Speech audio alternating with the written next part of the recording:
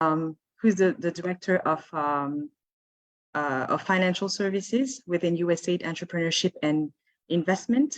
We also have Mr. Pap Gan from USAID Entrepreneurship as well, our Business Development Services Director.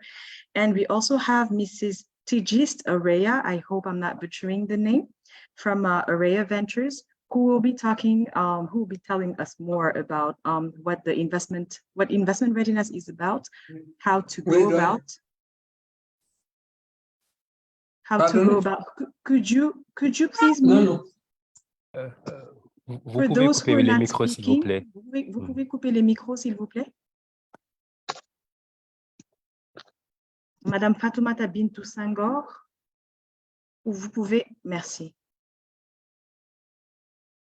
Thank you.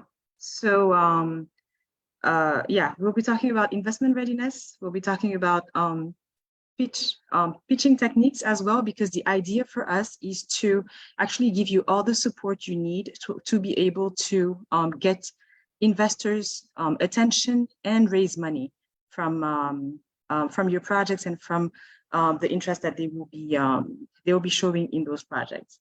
So,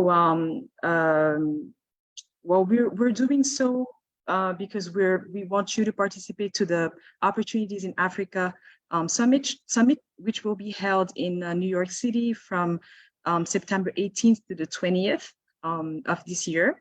And you can go on the website for all the information that you would like to have regarding the summit. So without further ado, I will let our panelists present themselves very briefly, and we'll get to the subject. Thank you. Pape Madi, you have the floor. Thank you, Aminata. Thank you for the introduction. So I'm Pape Madi, and I'm investment officer at LADER. LADER is the rapid delegation for entrepreneurship of Senegal. We are in charge to finance SMEs and startups in Senegal using debt financial product in general. And what I'm doing is to do some due diligence for the startup of the innovation fund of LADER, doing investment analysis and trying to finance and to push startups in technology and innovation for Senegal. Before that, I was in bank for 4 years in corporate banking. Thank you. Thank you, Pape Madi. Mrs. Araya? Thank you. Thank you. Hello, everyone. So just to correct the way that you said my name, it's Tigist, but the rest is fine. Thank you very much. So hi, no worries. So I'm Tigist from Ethiopia. I am the CEO and co-founder of Araya Venture Lab. So it's not a venture capitalist, because when you say ventures, so we do controlling the whole startup creation, idea prototyping, up to creating market traction into, for that specific startup, and then spinning it off once product market fit is found. So we're basically building businesses. We've been doing that for now a year and a half. Before that, investment advisory firm, still based in Addis, company that I co-founded with another partner and exited after the 9 years, and then created the Venture Lab a year and a half ago. Thank you very much. Seynabou? Yes, Tigist, your line is breaking actually. Do you mind if I take down the video, because it's kind of, the bandwidth is very bad. Yes, my go connectivity ahead. is really bad. No problem. And if I put the video, okay, perfect. Sure. So now you've seen me. Thank you. Thank you. Nice to see you. Hello, my name is Senabu Ja. I'm the Financial Services Director for the USAID Entrepreneurship and Investment Project based here in Dakar, Senegal. And I will be moderating the panel. Thank you. Thank you, Senabu. And last but not least, we have our colleague Pap Gan from USAID Entrepreneurship as well. Thank you. Thank you, Aminata. Hello all, I'm Papa Gan. I'm the Regional Business Advisory Service Director for USAID Entrepreneurship Investment Project. I'm overseeing BDS activity, business development services activities, the program across the country, working with more than 15 affiliate organizations, mostly providing support in terms of capacity building and also preparation for the investment. Prior to that, I worked since right now more than 12 years in the international development, working with various NGOs, international NGOs based operating in Senegal and developing entrepreneurship program, Synapse Center, PPI, before joining USAID in 2022 on the entrepreneurship project. In a nutshell, in a very nutshell, that is my background. And very happy to be in this call and to share about tips on how to pitch. Thank you. Thank you all. And I forgot to introduce myself. My name is Aminata Lee, and I work for the Entrepreneurship and Investment Program at USAID as well, in charge of partnerships and communication. So without further ado, we'll get to the actual subject, which is investment readiness. Senabu will be co-moderating this section. So Pap Madi, the floor is yours for you to give us an overview, sorry, of the investment landscape in Senegal, what the best practices are, and what would be your advice to these companies who will be participating to the summit. Thank you. Thank you very much, Aminata and Senabu. So yes, investment readiness is to define that. I can say it's how to get ready for outside investment. How to get ready for outside investment from VC funds, venture capital, investment from business angels or banks, investment corporate banks, banks for startups like Silicon Bank, etc. So how to get ready for investment? It's simple sometimes, but the startup have to achieve a lot of things, a lot of stuff in kind of traction, in kind of business models, in kind of market product, and some advantage to interest the VC fund or the business angels, etc. And we'll talk about it. I don't know if I can just go on right now, or Senabu, or it's interactive.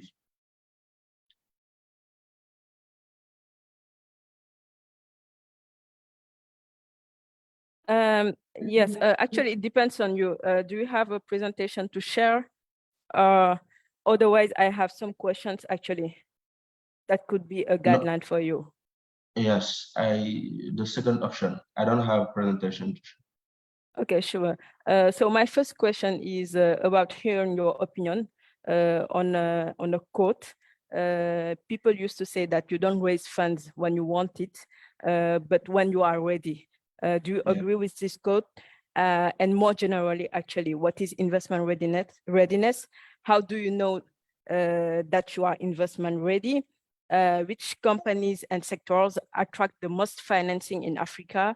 And last but not least, does reaching a certain level of maturity or operating in these sectors guarantee investment readiness? Thank you, Senabu. For sure, I agree with that. We raise fund when we are ready, and what we call investment ready. To be investment ready, we have some KPIs and some stuff that investors look at. It's first, I can talk about the product, and the startup or the entrepreneur have to present a very good product, a simple description of the product, and show to the investor that the product can solve a problem that exists. And it's very important for us to see that founders can explain quickly what problems their product solves, and for whom. So the positioning. Yeah, so we look at this, and Pap will talk about. I think Pap will talk about this in the pitch, the preparation for the pitch session. But yes, the product, the startups have to explain that clearly, and to explain also the product roadmap if it's necessary. Like to see that founders have a good vision of what their product will be in next month or next years, etc. And it's interesting also to have a good product overview. So yeah, we love to try the product ourselves, so by screenshots or testing an application if it's in technology, or eating a cake if it's a restaurant, or I don't know, and fast food company, etc. After the product, it's important to show that the market is here to absorb and to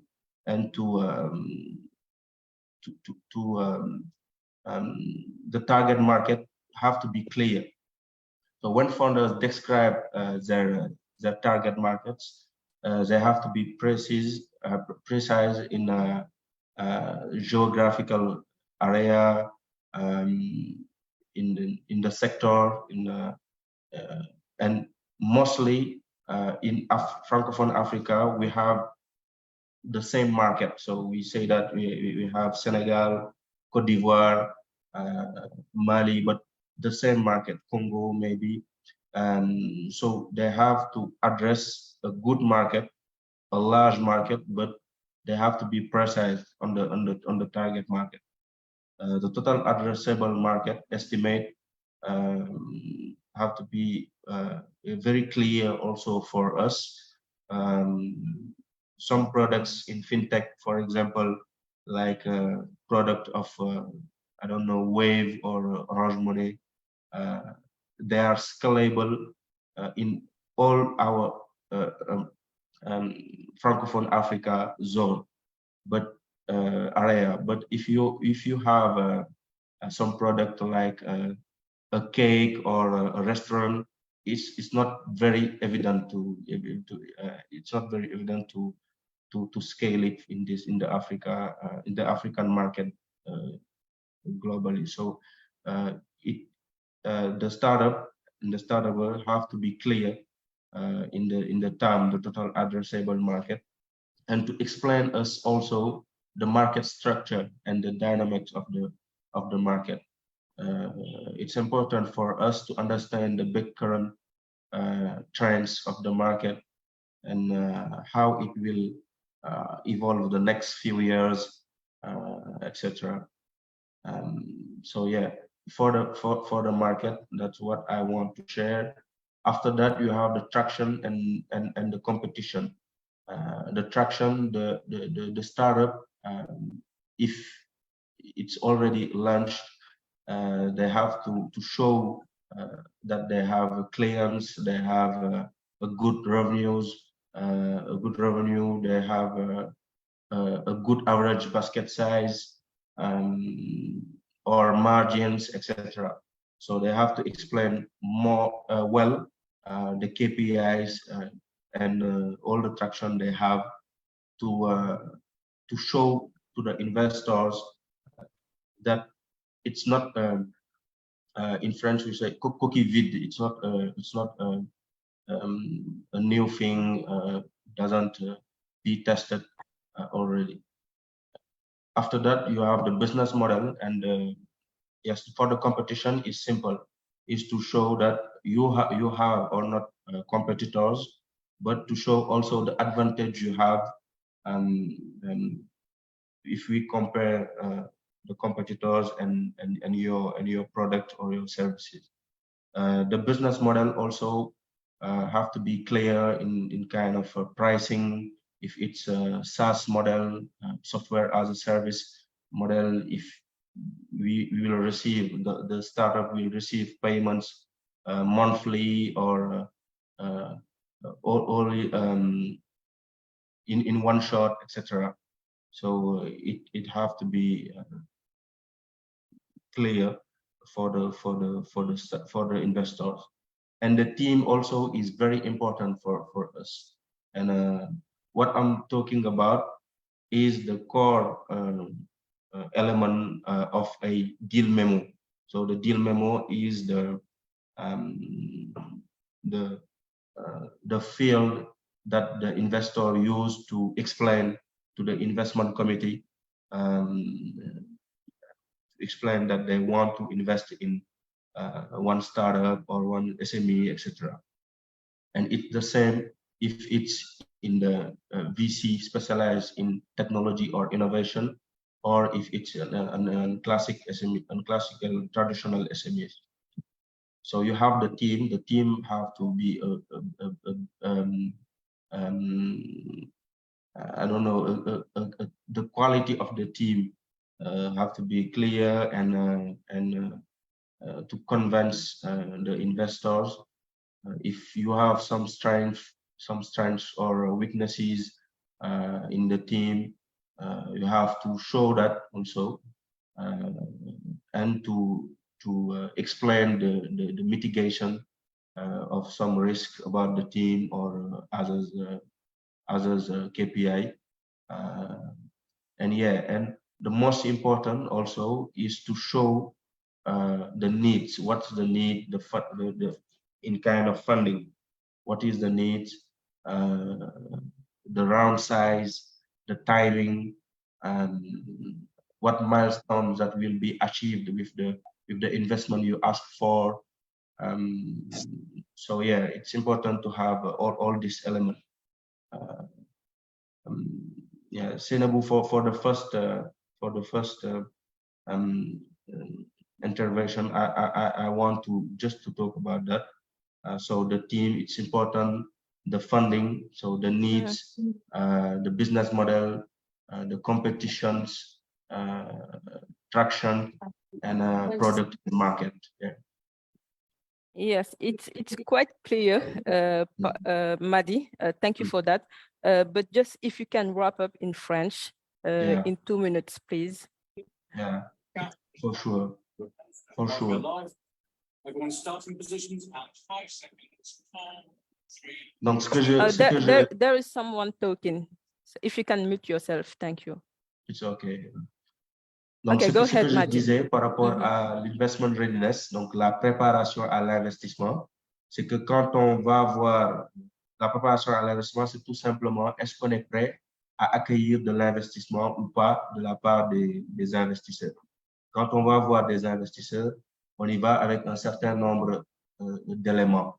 C'est pas parce qu'on est dans tel secteur ou parce qu'on est dans tel marché qu'obligatoirement il est dit que des investissements vont pleuvoir. Donc, il faut atteindre un certain niveau, il faut avoir un certain niveau de réalisation en termes de produits. Je disais sur le produit, l'investisseur veut voir clairement quel produit vous voulez présenter, qu'est-ce que votre entreprise fait, clairement et simplement, parce que l'investisseur n'est pas expert dans toutes les industries, pardon, dans lesquelles il intervient.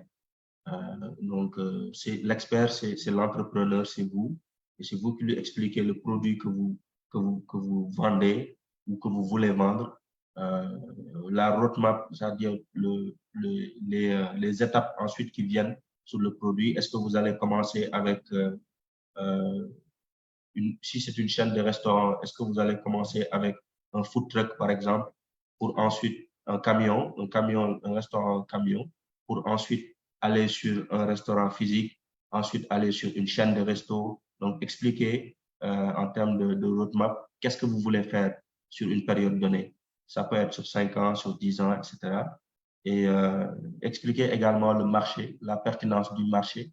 Est-ce que le besoin existe pour le marché pour lequel vous voulez proposer votre produit en termes de total addressable market? Qu'est-ce qui vous adressez? Qu'est-ce que vous adressez? Est-ce que c'est le marché africain francophone? Est-ce que c'est le marché africain globalement? Est-ce que c'est le monde? Il faut que ce soit clair sur une timeline bien définie. Expliquer également le pourquoi le marché accueillerait bien votre produit ou votre service. Donc, les dynamiques de marché, voilà. Donc, ça doit être clair, en fait, quand vous venez voir un investisseur, que ce soit VC, business angel, un peu moins, mais en général, pour tout type d'investisseur, on doit sentir une maîtrise de ces éléments-là. Il y a également les concurrents, la concurrence. Il faut qu'on puisse montrer en tant que startup ou en tant que PME à l'investisseur qu'on a une certaine maîtrise de la concurrence. Donc, la concurrence existe, en général, elle existe. Sauf si c'est une innovation sur le marché ou voilà, quelque chose que personne d'autre n'a fait jusque-là. Mais même si vous faites des choses basiques, il y a un avantage concurrentiel que vous avez que les autres n'ont pas. Et c'est ça qu'il faut dans ce cas mettre en avant au niveau de l'investisseur pour lui montrer que le concurrent ne va pas prendre toute la place dans 5 ans. Parce que quand il met de l'argent, il veut être sûr que demain, il pourra récupérer cet argent-là. Donc, c'est important que ça puisse être bien expliqué à l'investisseur. Côté traction, c'est ce que vous avez réalisé jusque-là en termes de flux. Ça peut être des flux de transactions, ça peut être un chiffre d'affaires, ça peut être les marges réalisées, ou même en termes de produits, si c'est une innovation majeure, démontrer la R&D, la recherche et développement qui a été faite. Donc, tout cela peut constituer une bonne traction pour prouver à l'investisseur que vous ne venez pas avec un pitch deck, vous ne venez pas seulement avec un PowerPoint pour expliquer que vous voulez changer le monde ou pas. C'est pour ça que la question de Seynabou était importante. Est-ce que toutes les startups est-ce que tout le monde est investment ready?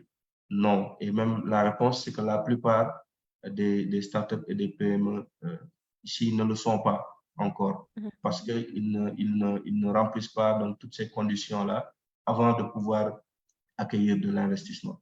Et encore une fois, l'investisseur est un capitaliste. Il veut, c'est d'ailleurs le nom capital risque, il veut reprendre son argent avec un multiple donné qui peut aller jusqu'à x10, fois 100 même dans d'autres marchés.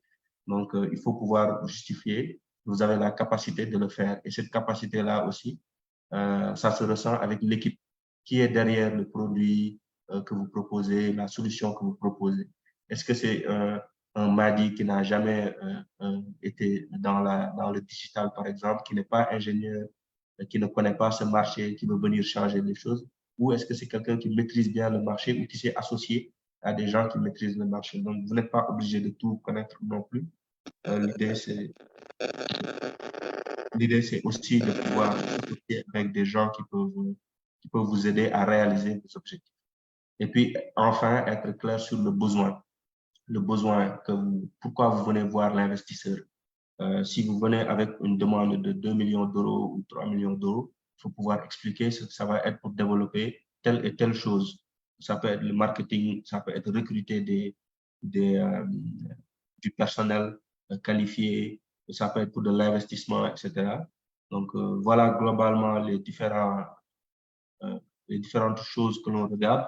Et ces choses-là figurent dans les deal mémos dans les deal mémos en général de tous les fonds d'investissement, que ce soit les fonds spécialisés PME ou technologie, etc.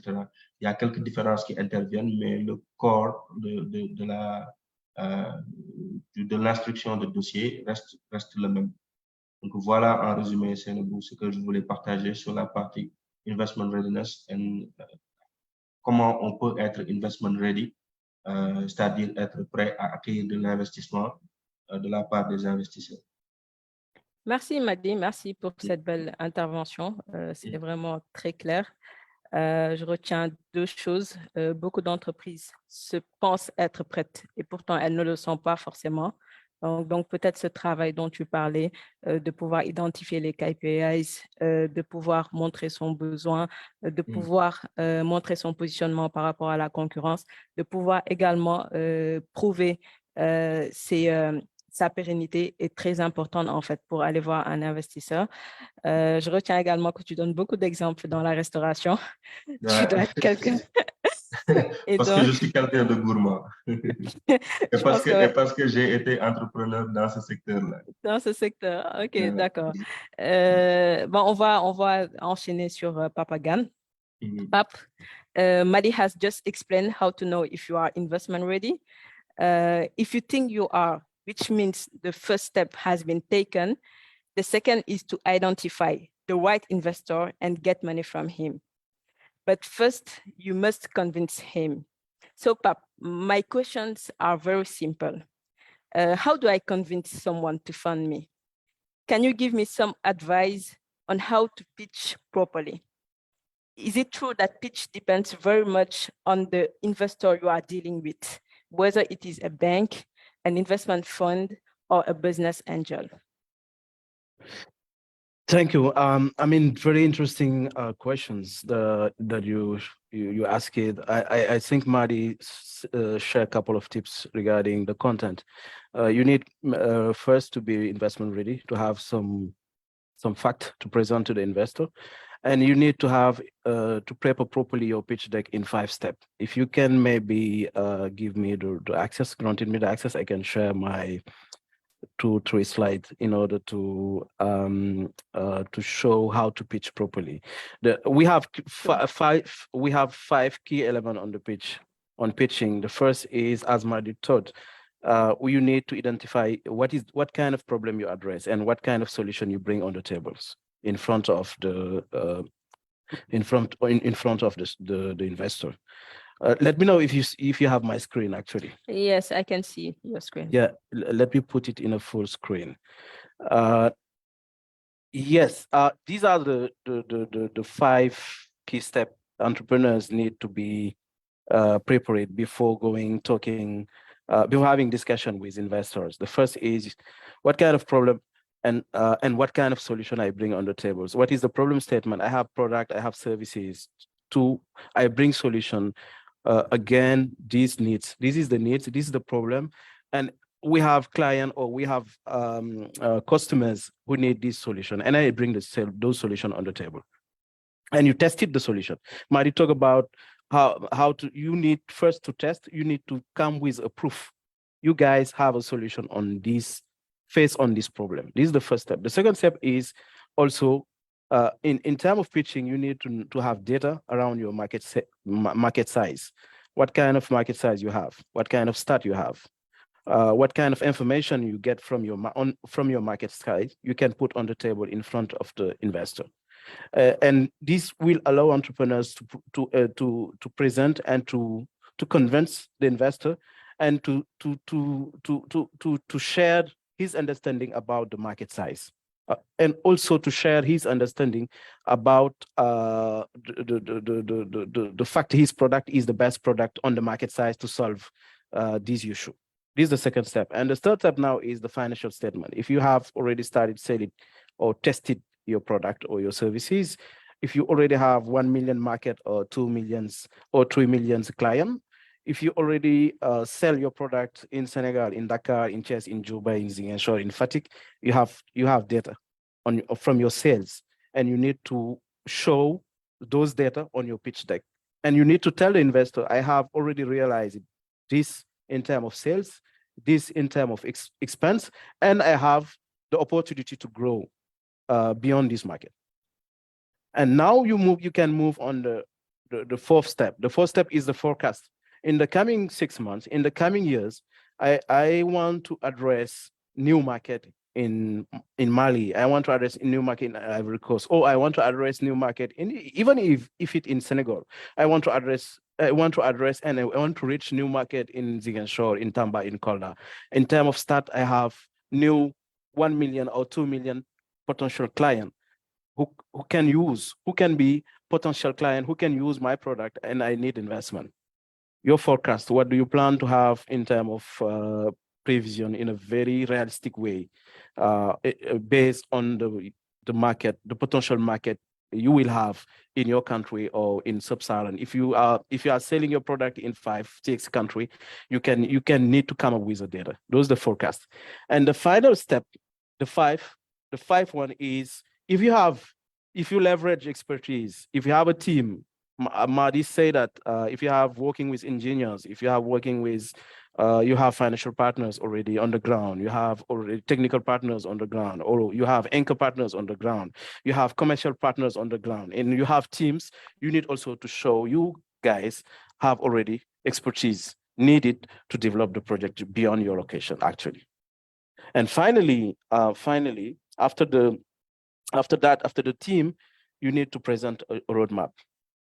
In the coming 3 months, coming 6 months, coming 8 months, coming 9 months, or 1 year, 2 years, this is the key step, the key important step I had on my roadmap, and you need to show it the investor. If you have these 4 elements around a pitch deck, you can convince the investor, say no. These are my first response about how to pitch and what kind of element entrepreneurs need to have. First, the problem and the solution, the problem statement and the solution. Second, your actual market size with statistic, with data and stat. Third, your financial statement. Actually, how much do you have in terms of income, in terms of expense in the last year or the last 2 years? The first step is the forecast, and the last one is the team and the roadmap. Sandra, can you hear me? I did not hear you. Yes, now it's okay. It's okay. Thank you. It's very, very clear, but I have just one question to ask. But maybe before that, if you can wrap up in French, please. Yeah. In 2 minutes, very quickly. Je résumais en fait pour dire que le pitch, c'est pour convaincre l'investisseur. Et comme Pape Madi le disait, pour convaincre l'investisseur, il faut être prêt à aller discuter avec les investisseurs, mais il faut y aller avec aussi du contenu. Le premier, c'est le problème que vous adressez et la solution que vous développez, que ce soit en produit ou en service. Et pour qui vous le développez, pourquoi vous le développez et quelle est la valeur ajoutée que ça peut apporter sur le marché. Le deuxième élément qu'il faut avoir sur le pitch, c'est aujourd'hui la taille de marché que vous avez. En termes de chiffres, il faut venir toujours avec des données. Qu'est-ce que vous avez vendu, combien vous avez vendu, combien vous avez dépensé et combien vous avez gagné, par exemple, sur les 2-3 dernières années, si vous avez déjà commencé. Alors, la troisième étape, c'est qu'est-ce que vous prévoyez de faire en termes de prévision financière, se basant sur le marché potentiel que vous n'avez pas, mais que vous pouvez avoir dans les 2-3 prochaines années sur le marché. Si vous prévoyez d'exporter ou si vous prévoyez comme on dit, de scale, d'aller sur une échelle beaucoup plus grande, il faut venir avec des chiffres et le prouver. Et prouver qu'aujourd'hui, ce marché-là existe dans la localité ou dans les localités que vous ciblez. Et demander et en même temps mettre les besoins pour adresser ce marché-là parce qu'il vous faudra de l'investissement ou des besoins en fonds de roulement.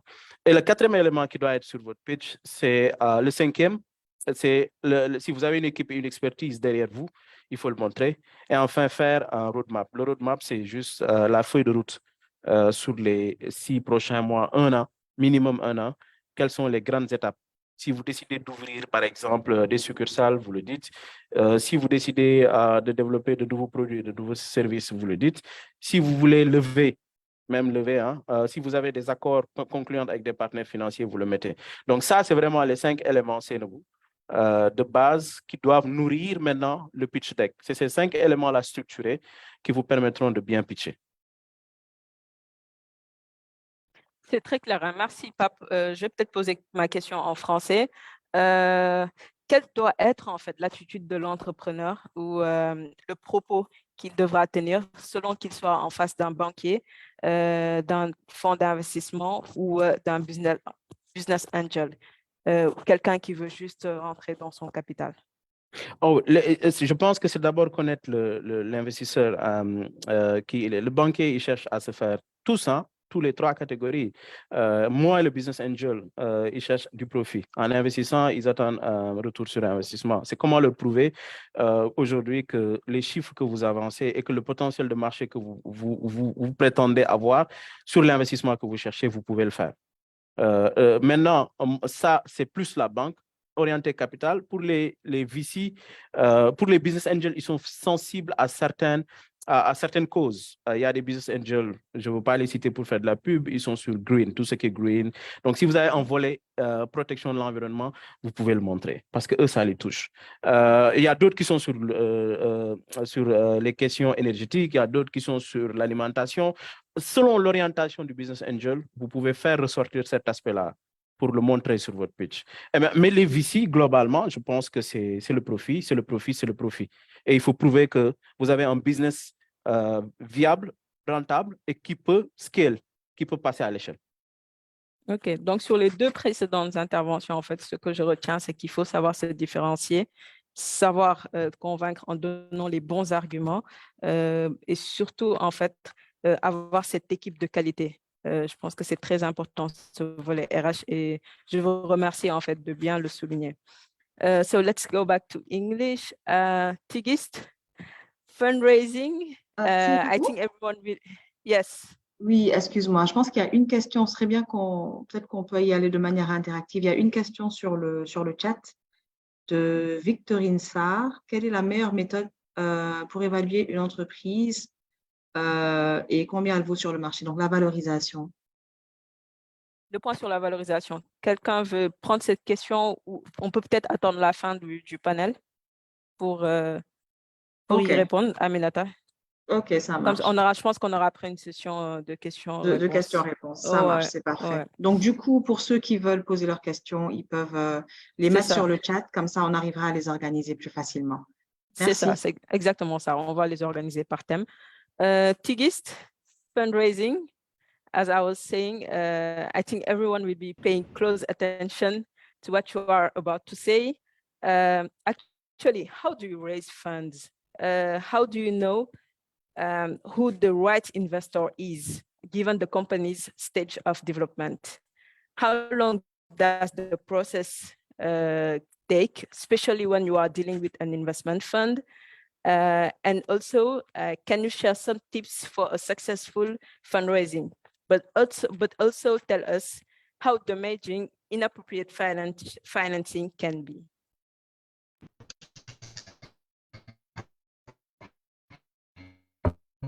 Your line is breaking. Okay, thank you. Is it okay? Oh gosh. Can you hear me now? Is it fine? Yes, it's okay. Yes, thank you. I'm so sorry for my bad connectivity. So how do you raise funds? Well, let's just say Madi and Pap just laid out the different elements that would, kind of qualify a startup to be ready to be financed. So once that thing is cleared, I think three questions the startup should ask itself would be, first of all, so what's the amount of money that I'm looking for? And what's the sector that I am engaged in?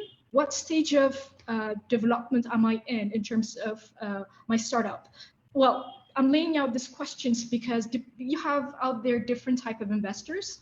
Some are very sector specific, others are sector agnostic. Some investors have a specific investment ticket size they're interested in putting on the table. Others have a smaller one, others a bigger one. Some are interested in early stage investments, others are interested in later stage investment.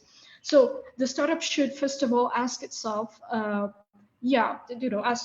answer those questions. What sector am I in, at what stage, and what's the amount of money that I'm looking for, right?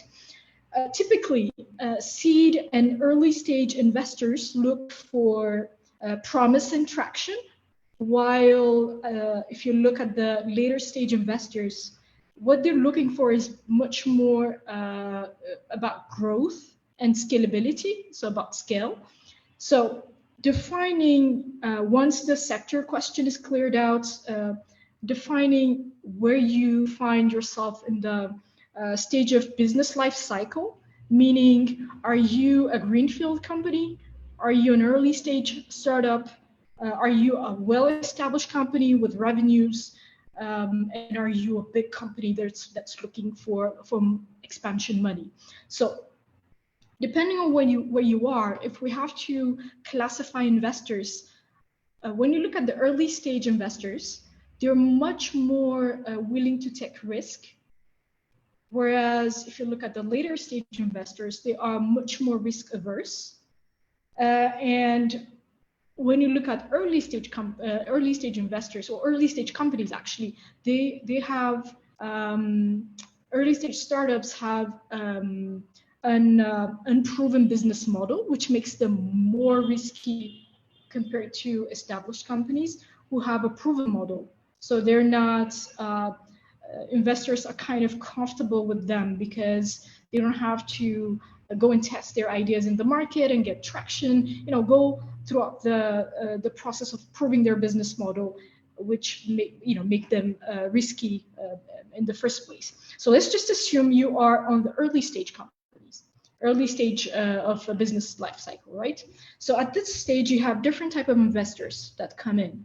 First of all, I would say before you go and look for third-party money, bootstrapping would be the very first thing that a founder should do, because investors, when you go at a later stage, they would like to have in front of them a founder that has skin in the game, that was willing at the early stage of the company, was willing to put some of his own money on the table to finance the idea or finance the startup, right?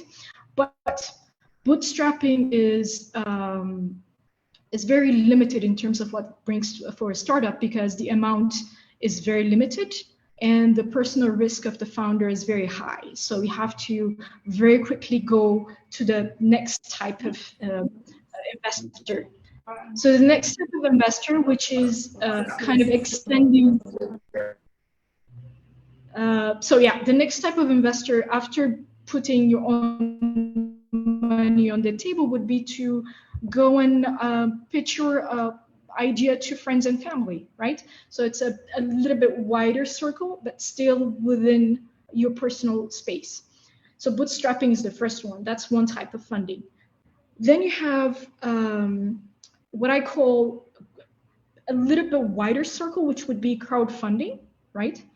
Crowdfunding is creating a campaign and getting your idea and your business out there so that people can back your business. You have different type of crowdfunding opportunities, like reward-based crowdfunding, loan-based crowdfunding, equity-based crowdfunding. So you kind of choose which one fits your company, and then you get a small amount of money from a huge base of people, which on the backer or the investor side kind of reduces the risk, and on your side you'll get the money. And people, even if you fail in your business idea, it will be less painful for the investors or the backers, because they have put small amount of money into your company, just because they believed in your idea and they were willing to bet in you. So next, we kind of go into a more structured investment type, which is, let's say, grants, for instance. Grants are a great way of financing your startup at a very, very early stage. So it's, you have institutions that have a mandate in supporting entrepreneurship, innovation, etc. So they have their own mandate. So they're willing to give away money for startups to get from point A to point B. But I'm a little bit reluctant when it comes to grants, because startups get sometimes trapped into a vicious circle, and instead of in grants, which is free money, they get acquainted with it. They get when startups look for grants, usually they have to do it for a very specific phase in their startup, meaning let's say it's about creating a prototype for their product. In any case, I think it needs to be very specific, because there's this tendency of startups of being very comfortable with grants because it's free money, and they get into this vicious cycle of jumping from one grant to the other, and they forget about building their businesses, right? So this is a very interesting type of funding, but you need to handle it pretty wisely, I would say. Then you have, so now we're in the early stage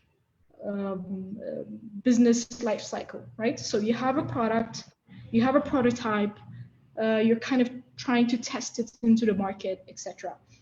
So here you have angel investors, which are individuals who have some money to put in different startups, that are willing to bet on your company, that are willing to bet on you in exchange for X% in your company. Then you have venture capitalists. And then when you go, as you go further down the line of later stage startups, you also have private equity investments. So what differs private equity investors to venture capitalists is their risk appetite, I would say. So venture capitalists come in, they jump into early stage startups, and they are more willing than private equity investors to take more risk. But in exchange for that risk that they are taking, they're taking more stakes in your company. And then you have private equity investors, right?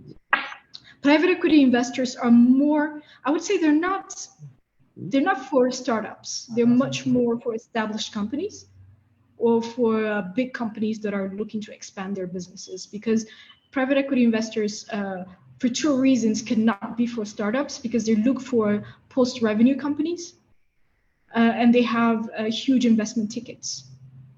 So what's an investment ticket? For instance, a private equity investor wants to put a minimum 10 million USD in your company, and they want to be a minority stakeholder. So on the other side, the company needs to be able to put 90% of that amount on the table, which makes it impossible for startups. So I would say, to wrap up, the different type of investments that startups can look for are bootstrapping, grants, crowdfunding, angel investment, and venture capitalists. And let's not also forget about loans. Loans are also an interesting funding instrument, but I would say it's very difficult for startups to get loans, because usually banks look for collateral to give away money, and only established companies are capable of providing the collateral needed to secure a loan. Just to give you an example, in Ethiopia, where we have approximately 120 million people, only about, I would say, 350,000 companies get loans, which is ridiculous when you look at the size of the market. So startups it's really difficult for startups to get loans, basically. So rather focus on what's feasible instead of kind of fighting what's at least not working now. Maybe down the line, banks would be innovative and try to incorporate instruments for startups specifically. So yeah, the question about the length of investment, so how long the process takes, well, it depends on what kind of investor you're approaching, because the more you get into a structured type of investment, like VCs, PEs, etc., the more time it would take, and the more you're dealing with individuals, meaning friends and family, bootstrapping, getting money for self-financing your startup. You just need to go and look in your bank account if you have money, and it takes one day, right? And then your friends and family, it might take you a few days to convince them. And then as you go towards crowdfunding, it really depends on how long you intend to campaign for your company. And then grants, well, grants depend on on the type of institution that you are approaching. So I would say for early stage non-structured type of investment, it could go up to 3 months. Basically, it could be more. It's on average 1 to 3 months. When you go into a more structured type of investment like VCs and PEs, well, it will take longer because you have to factor in different things as you quantify the time. For instance, if you're discussing funding opportunities with a VC,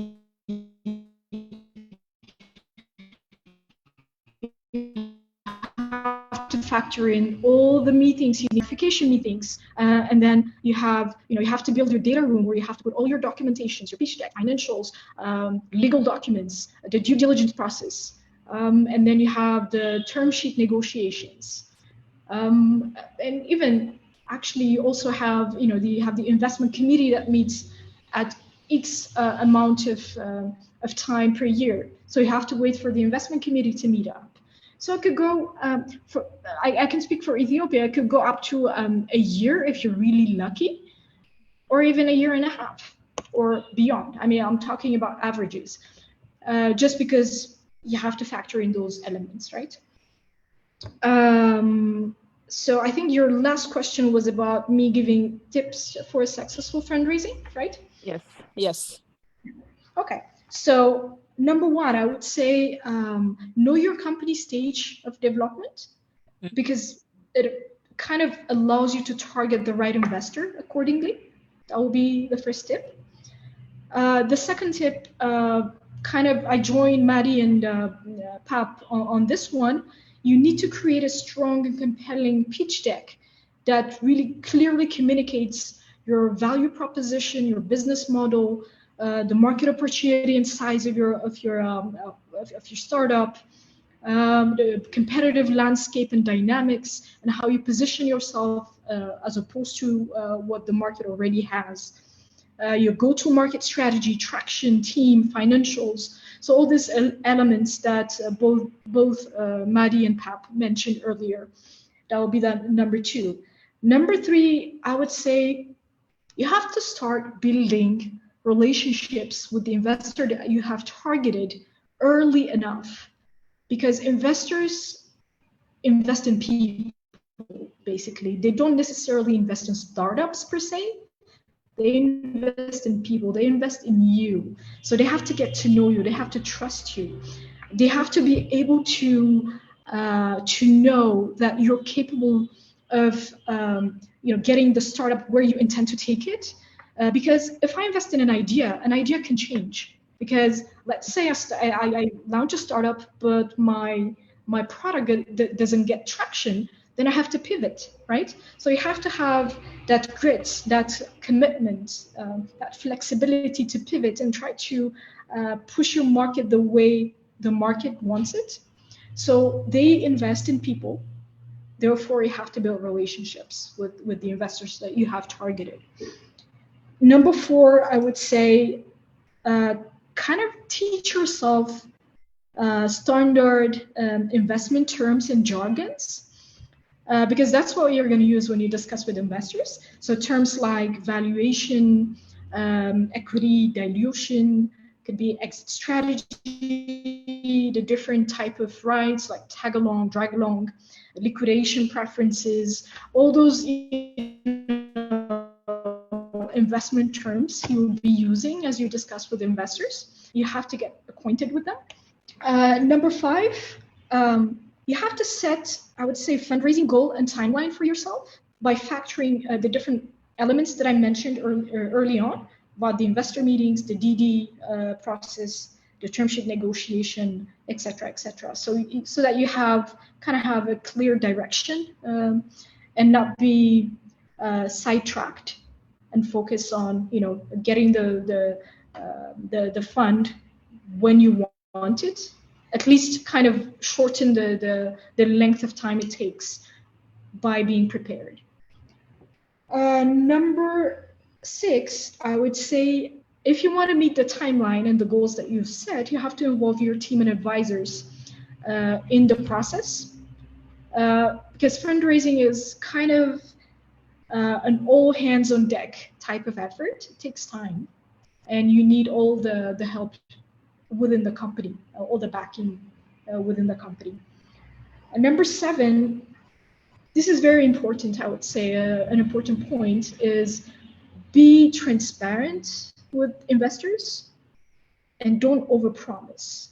I mean, investors are not stupid, right? Yes, it's fantastic to tell them that your startup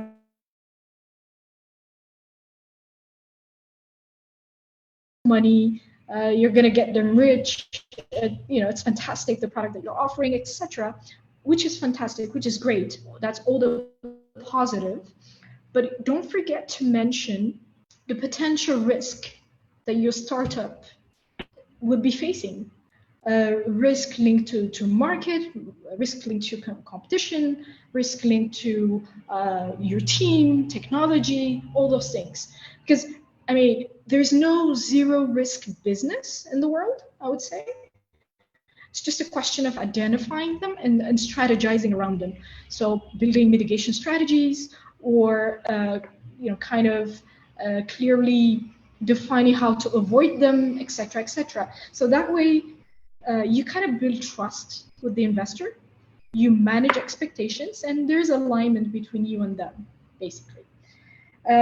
Finally, one important thing is, no matter how much an investor offers you to fund the startup that you have, if the investor is not aligned with your vision, I would say don't take the money. Don't forget, investors are not only choosing you, you should be able to choose them, right? So if you have to choose between 2-3 investors that are offering you X amount of money, I would say go with the one that catches your vision, because that investor will be the one sticking with you through thick and thin, right? Equity investment is really a partnership.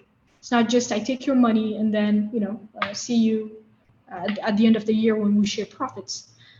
It's really a partnership. It's a walk together, and a partnership is a two-side thing. It's a two-way thing. So make yourself investable, investment ready.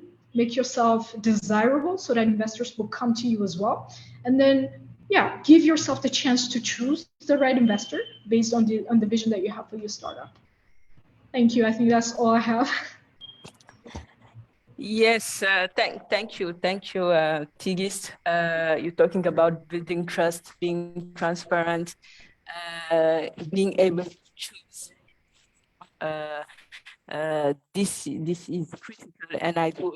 Yes, thank you for the 8 tips you have provided. We are actually on the road to the Opportunities in Africa Summit. Is the Boutico team on hand to provide information about this event? But first, Tigist, I would like to invite you to summarize your excellent answers in French. Will you be able, please, to do that in 2 minutes, please? Sure. Alors, donc la question de levée de fonds. Je pense que la levée de fonds, quand la question de la levée de fonds se pose, il faut, 3 choses que les startups doivent regarder, c'est de 1, voir à quel niveau de maturité leur startup se positionne pour pouvoir identifier les bons investisseurs qui eux aussi, si on regarde un petit peu l'écosystème d'investisseurs qui sont intéressés par un secteur spécifique, d'autres qui sont un peu plus flexibles sur le secteur. Il y a certains qui préfèrent mettre X montant sur la table, alors que d'autres ils veulent mettre un peu plus. Donc, tout dépend à quel niveau ou à quel stade de développement votre startup se trouve pour pouvoir définir quel type d'investisseur il faut approcher. Alors, si vous êtes vraiment au tout début de votre startup, où vous avez une idée, mais vous n'avez pas encore essayé votre idée sur le marché, vous n'avez vous n'avez pas testé votre business model, vous n'avez même pas de prototype, donc ce qu'on appelle le greenfield ou very, very early stage.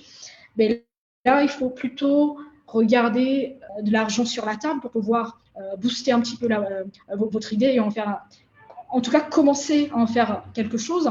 Et ensuite, approcher la famille, les amis autour qui vous connaissent, qui ont confiance en vous, qui vous ont vu faire des choses, donc ils vous font confiance, ils sont prêts à vous donner l'argent dont vous avez besoin pour ramener la boîte de point A à point B.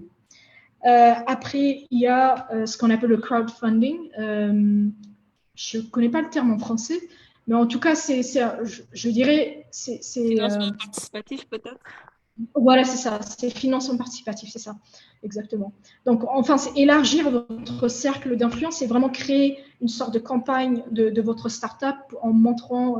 Donc, en fait, il y a des plateformes de financement participatif, vous pouvez créer des campagnes et là, vous montrez le type de boîte ou de startup que vous avez, la solution que vous offrez, etc., etc. Donc, les gens sont intéressés, ils veulent mettre de l'argent.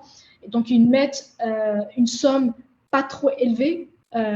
Du coup, ils ont moins de risques d'être affectés, même si vous ne réussissez pas à mettre en œuvre l'idée que vous avez. Par contre, il se peut que la somme soit petite, mais sur un gros volume, vous pouvez arriver à un montant qui vous convient ou dont vous avez besoin. Après, il y a tout ce qui est grants. Donc, c'est de l'argent qui est offert par des institutions souvent non... comment dire, c'est pas des boîtes ni c'est pas des sociétés de financement, mais plutôt, je dirais, des institutions de développement qui mettent de l'argent pour aider les startups à développer leurs projets. Donc, c'est de l'argent gratuit. Donc, du coup, les startups ont tendance à rentrer dans un cercle vicieux qui les pousse à aller d'un grant à un autre au lieu de vraiment se focaliser sur leurs produits, sur leurs solutions et d'en faire de leur boîte une start-up qui marche, un produit que le consommateur veut, vraiment tester et faire approuver par le consommateur que c'est une société qui va marcher, quoi, en gros. Donc, il faut vraiment faire attention quand les startups recherchent du grant pour financer leur boîte. Il faut avoir un objectif vraiment clair sur quoi ils vont mettre cet argent-là et puis utiliser les grants comme un tremplin pour arriver à ce point et puis lancer leurs produits sur le marché pour un vrai test. Après, il y a tout ce qu'on appelle les angel investors. S'il y a un terme français, ça serait super. Donc, c'est des individus qui ont un peu d'argent qui leur reste pour financer pour mettre dans différents startups. Ils partagent le risque des startups. Du coup, ils prennent un peu de part dans la boîte, mais ils sont là à vos côtés pour vous aider à développer le startup. Donc, c'est des individus. Ce n'est pas une structure. Là, après les angel investors, on passe à des types de financement beaucoup plus structurés, beaucoup plus complexes, donc VC, PI, etc. C'est des structures qui lèvent eux-mêmes, en fait, c'est même pas leur argent, ils lèvent des fonds chez d'autres individus qui collectent en fait ce qu'ils ont levé comme fonds et puis ils investissent cet argent qui leur appartient pas, qui gèrent en fait. Donc, du coup, comme ils gèrent l'argent de quelqu'un d'autre, ils sont assez frileux et très, comment dire, ils ont des critères averse au risque. Voilà, et ils ont des critères assez spécifiques avant d'investir. Ils ont une démarche très claire, des demandes très claires avant d'investir dans le startup.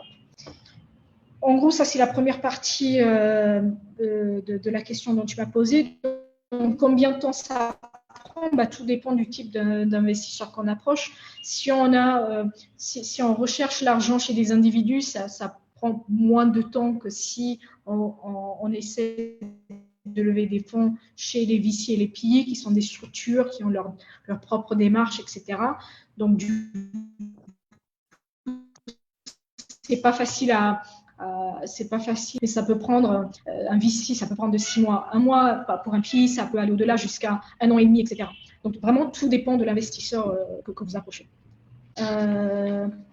Alors, je pense les tips en français. Les tips, voilà, ouais, les tips. D'accord. Ouais. D'accord, mais rapidement. Donc, le numéro 1, c'est vraiment connaître à quel stade de maturité votre startup se trouve pour pouvoir identifier le bon investisseur pour votre boîte.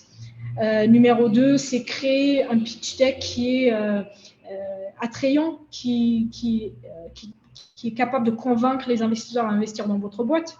Donc, ce qu'on appelle la value proposition, votre business model, la taille de marché, les opportunités du marché, comment la concurrence est organisée et comment vous vous positionnez par rapport à la concurrence, qu'est-ce qui vous différencie par rapport à la concurrence, pourquoi les clients viendront vers vous et pas chez les concurrents.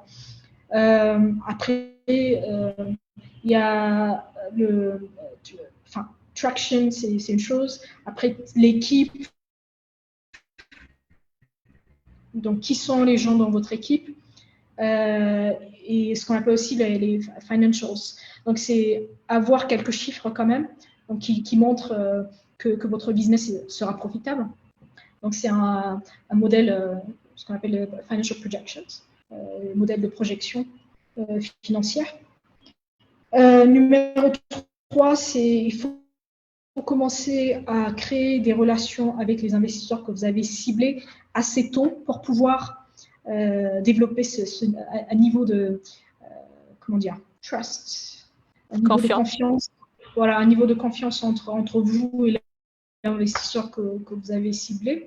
Parce que les gens investissent dans des personnes, ils n'investissent pas dans une boîte. Parce que la boîte ou l'idée va changer en fonction de comment elle est reçue par le marché, alors que s'ils investissent dans la personne, ils se disent la personne elle est capable de faire en sorte que la boîte marche, quels que soient les défis, les challenges que la boîte fera face. Numéro 4, c'est essayer d'apprendre les différents termes utilisés par les investisseurs, comme l'évaluation de la boîte, tous les, je ne sais pas comment on appelle, equity dilution, liquidation. Donc, c'est des termes assez anglophones. Je ne connais pas les mots en français. Numéro 5, il faut que vous ayez une idée claire sur l'objectif de votre levée de fonds et mettre des dates à côté pour avoir un timeline vraiment spécifique pour pouvoir arriver à votre destination le plus tôt possible. Et sur ce point spécifique, il faut aussi tenir en compte les différentes démarches d'investisseurs que vous avez ciblées, parce que certaines boîtes ont une démarche très spécifique. Au-delà des réunions que vous allez avoir avec l'investisseur, les va-et-vient entre les questions et les réponses avec l'investisseur, ils ont d'autres démarches en interne qu'il faudra suivre, donc ça ne dépend pas de vous, donc il faut les connaître et ensuite planifier en fonction de ça. Mais aussi, il faut que toute l'équipe dans votre startup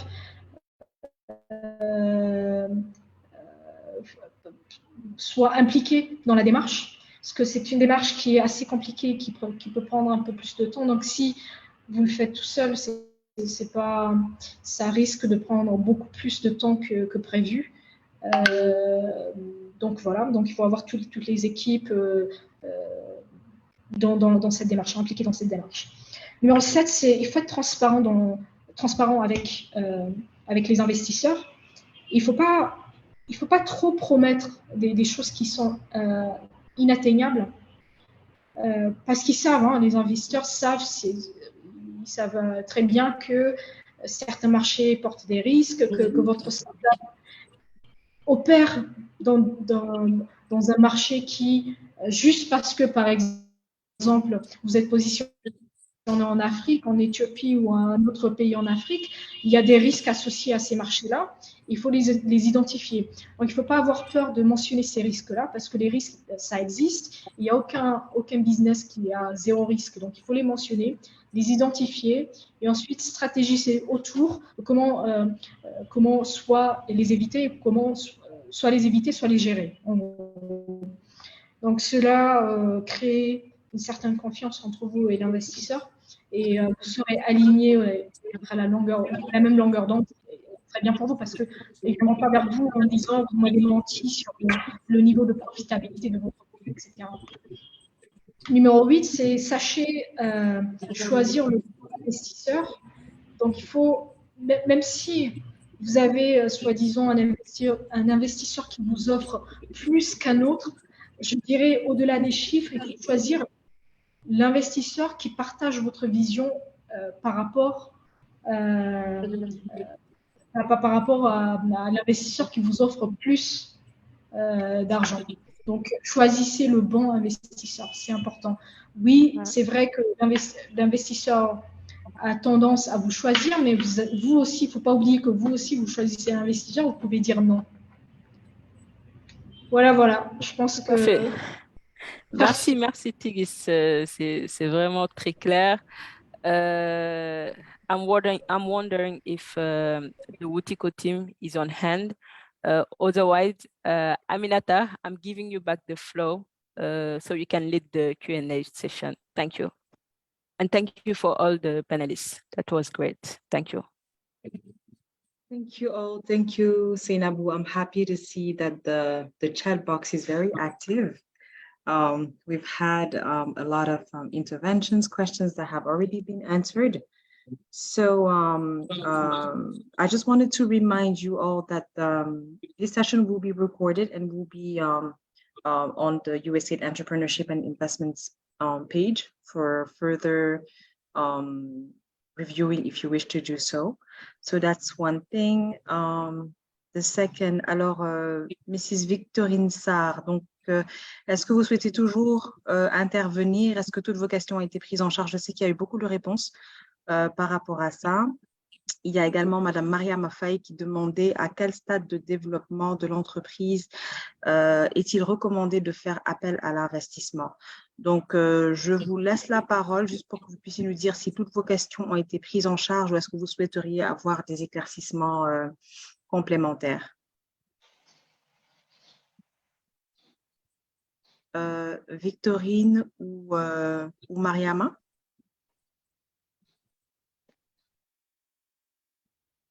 Bon, on va passer peut-être à une autre question en attendant.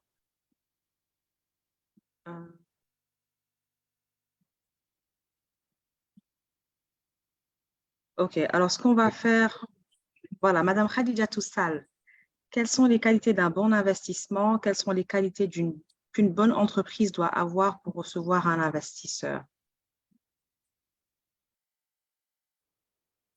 Bon, il y a une réponse de Pape Madi. Madame Sall, est-ce que vous souhaitez poser la question pour recueillir d'autres avis?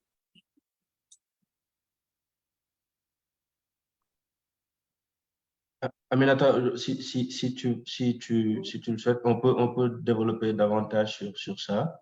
Clairement, Peut-être qu'ils écoutent, ils écoutent les réponses. OK.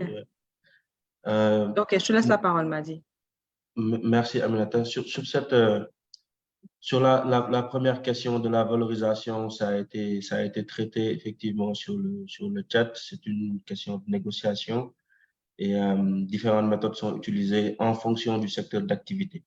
Parce que quand on est sur de la technologie, on n'utilise généralement pas la méthode patrimoniale, par exemple. La méthode patrimoniale qui consiste à dire l'entreprise a tel immeuble, tel terrain, etc. Bon, j'ai fait exprès de prendre cet exemple de terrain et d'immeuble parce que c'est plus adapté à une entreprise qui est dans le real estate, par exemple. Sur la technologie, on est plus sur une méthode qu'on appelle méthode VC, cumulée au discount cash flow, donc les revenus futurs et les prévisions financières vont être challengées. Ça va ressortir de la trésorerie disponible, voilà, les flux, en tout cas, de trésorerie qui viendront sur les années à venir vont être actualisés. Je ne sais pas si j'utilise les bons termes pour vous, mais c'est plus regarder les prévisions, en tout cas financières, pour évaluer ce que vaut la boîte aujourd'hui. Donc, c'est au cas par cas, ça dépend du secteur d'activité. Et pour votre secteur d'activité, je pense que Mohamed Ngom a bien répondu sur le chat par rapport au secteur d'activité que vous avez décrit. Les qualités d'un bon investissement, c'est qu'il soit rentable in fine, et c'est tout ce que l'investisseur veut. Après, il y a une nuance parce que chaque thèse d'investissement diffère. Des investisseurs tiguistes en a parlé. Les investisseurs peuvent chercher l'impact. Si c'est un investisseur public, par exemple, il peut chercher pour lui un bon investissement. Ça peut être investir dans une boîte qui a employé 100 000 personnes, je dis n'importe quoi, mais voilà, 100 000 personnes dans son pays. Pour un investisseur qui est dans le green, comme Pape a donné l'exemple tout à l'heure, ça peut être investir dans une entreprise qui a de l'impact green.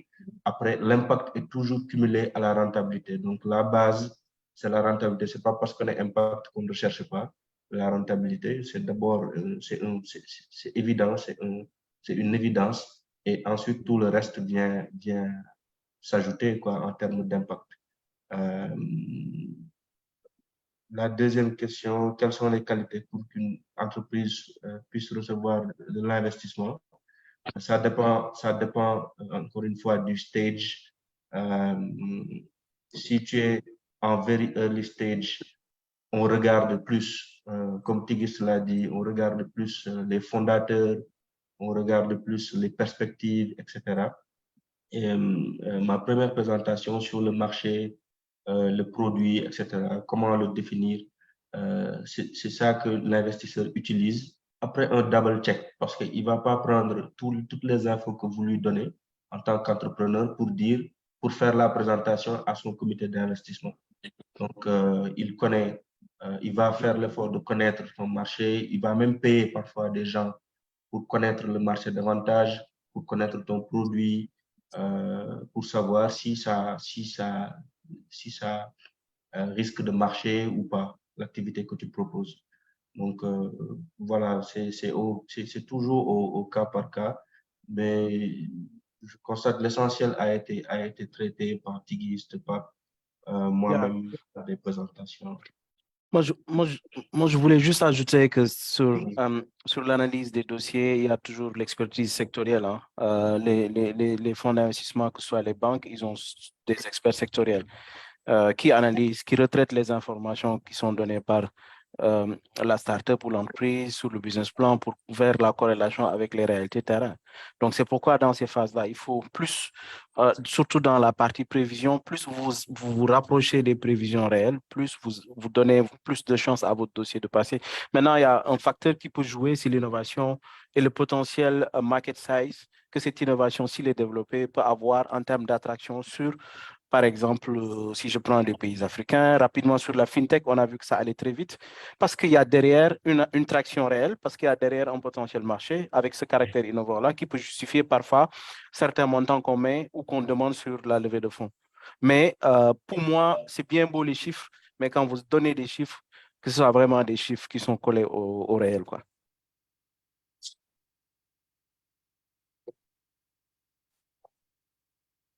C'est ce que je voulais ajouter. Merci. OK, il semble qu'il y en a deux autres. Alors, M. Abdallah Diop, qui demande comment déterminer vers qui se tourner, donc vers quel type d'institutions financières se tourner, que ce soit est-ce que ce sont les banques, le capital risque, donc les VC, les business angels, ou est-ce qu'il faut aller vers des subventions? Donc, comment déterminer vers qui lever de la ressource?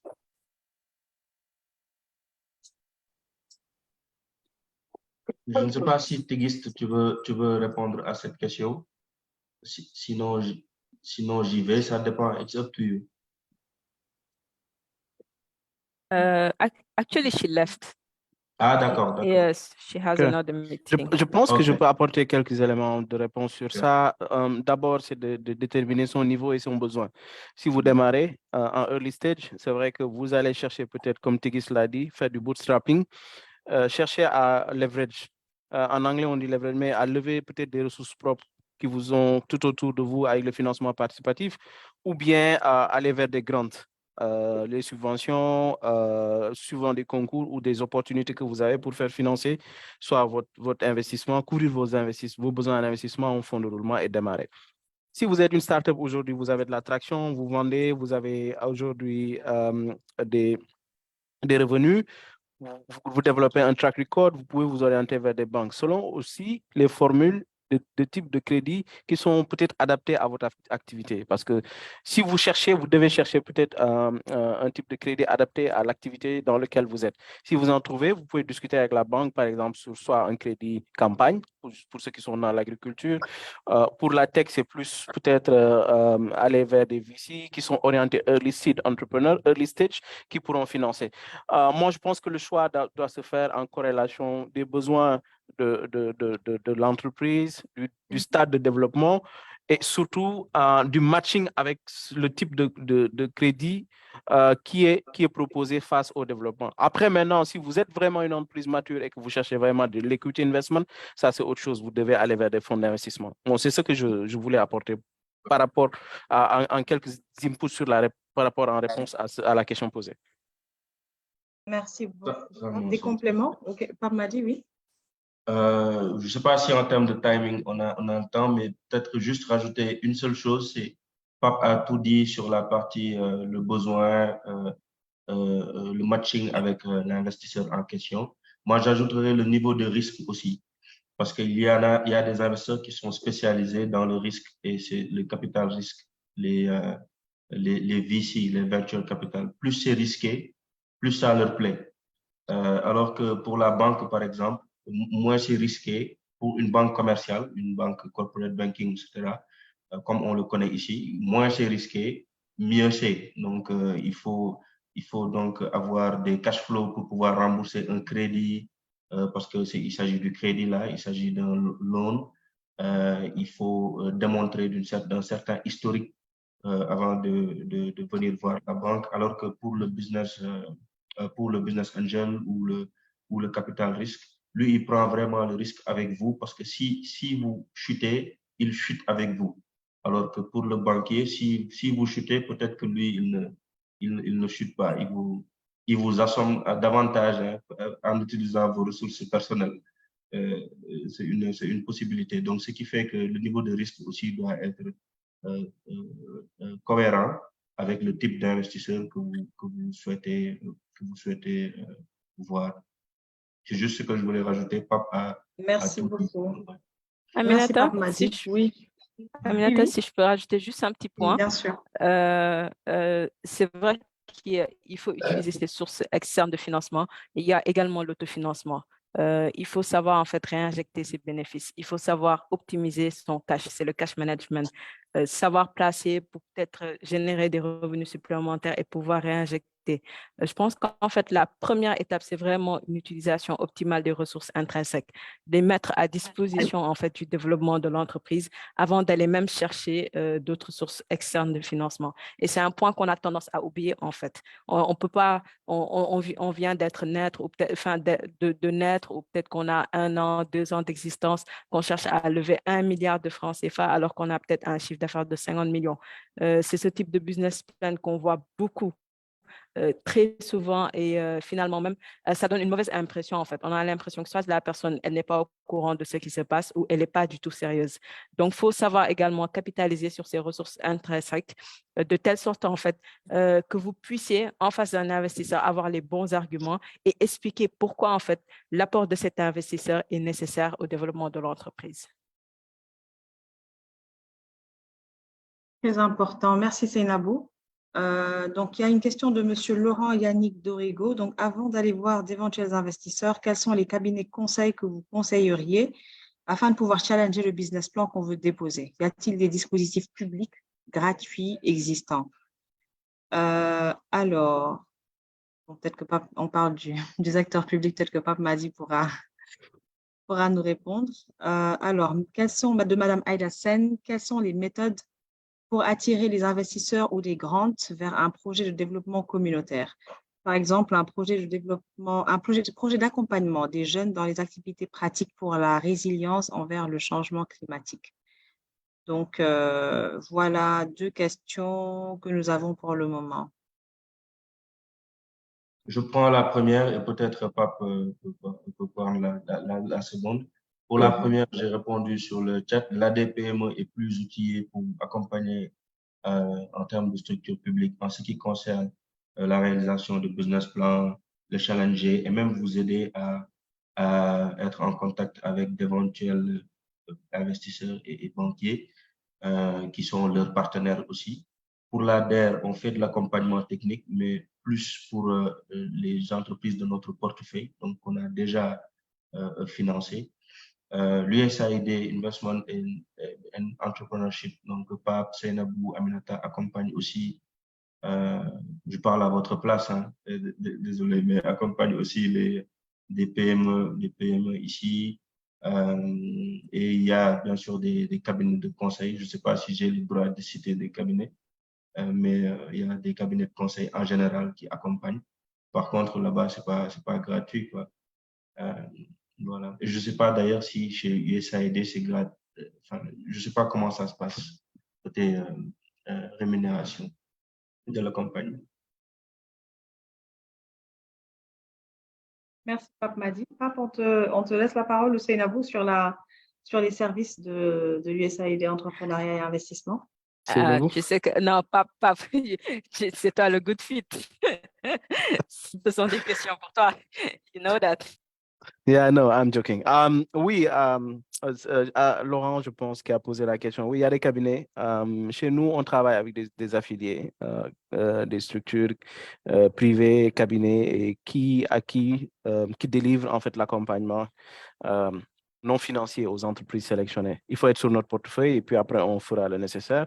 De plus en plus, Pape m'a dit, on est contre la gratuité. On veut au moins que l'entrepreneur contribue et sur un modèle de 60% que nous prenons en charge, 25% que l'entrepreneur contribue et les 10% restants, l'affilié le supporte. Pour au moins montrer qu'il y a de la valeur dans l'advisory services, parce que jusqu'ici, tout ce qui est conseil, les gens pensent que c'est moins important. Le plus important, c'est d'aller chercher l'argent. Mais avant d'aller chercher l'argent, il y a un certain nombre de prérequis des cases qu'il faudrait cocher. Et ça, c'est que les services d'accompagnement qui permettent de le faire. Donc, celui qui est intéressé, s'il nous écrit au niveau de entrepreneurship et investissement, nous pourrions voir comment accompagner. Pour répondre à la question suivante sur les associations, le financement des associations de développement communautaire, mettant au cœur les jeunes sur le vert, c'est plutôt les subventions, les grandes, parce il faut identifier les appels à subventions orientés vers et qui aujourd'hui promeut l'entrepreneuriat dans ces secteurs-là. Et il y en a. Je ne peux pas faire de la publicité en citant, mais c'est souvent des appels à projets sur lesquels vous remplissez, on vous demande d'envoyer un proposal avec un certain nombre de questions à répondre et un budget. Et une fois que le projet est sélectionné, ça passe à l'étape suivante.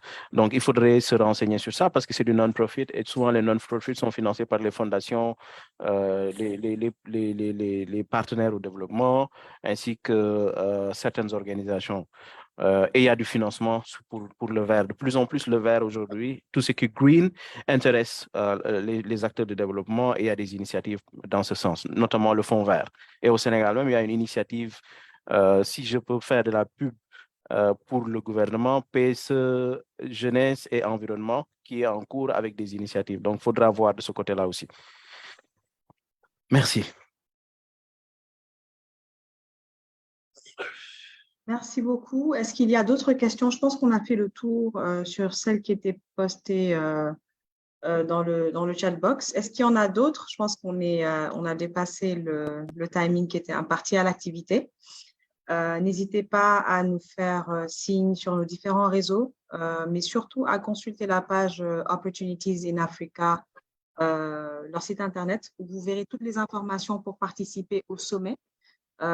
Aujourd'hui, l'idée, c'était que des structures comme l'ADER, comme USAID Entrepreneuriat et Investissement puissent accompagner les entrepreneurs qui souhaitent s'inscrire à Opportunities in Africa, qu'ils aient les outils dont ils ont besoin pour être prêts à rencontrer des investisseurs, donc via le pitch, via également les aspects investment readiness pour lever de la ressource. Notre but, c'est vraiment de combler ce gap entre les investisseurs américains et les entrepreneurs africains, pas que sénégalais. Vous noterez qu'on a beaucoup parlé anglais durant cette session. Ce n'est pas fortuit. C'est un événement qui se tiendra du 18 au 20 septembre à New York. Donc, les pitchs se feront en anglais.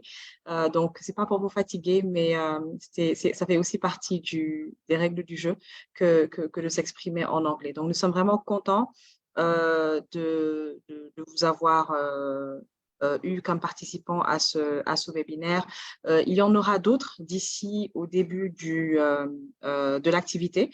Donc, suivez-nous, donc, que ce soit sur les pages Opportunities in Africa, sur les pages de la DRFJ et celles de USAID Entrepreneuriat et Investissement pour en savoir plus sur les prochaines éditions. Encore une fois, notre mission, c'est vraiment de vous accompagner au mieux à avoir les bons outils pour lever de la ressource de la meilleure des manières. Donc, merci à tous. Merci Pape Madi, merci Pape, Seynabou, Tigist et tous les participants à ce panel et à ce webinaire et à très bientôt, Inch'Allah. Merci à toi aussi, à bientôt. Merci à tous. Au revoir. Merci beaucoup. Au revoir. Au revoir.